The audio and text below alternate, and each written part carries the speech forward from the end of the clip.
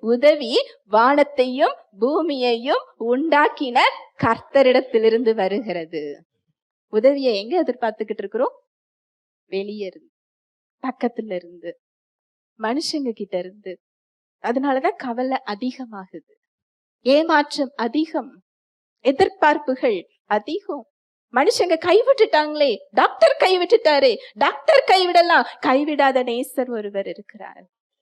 மனுஷங்க கைவிடலாம், தாய் மறந்தாலும் நான் உன்னை மறவேன் என்ற தகப்பன் நமக்கு இருக்கிறார். ஏன்னா உன்னை கருவில காப்பாற்றினது நான் தான் அப்படிங்கிறாரு.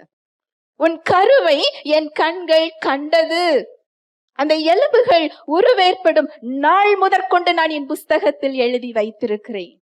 எத்தனை அன்புள்ள தெய்வம் தெரியுமா?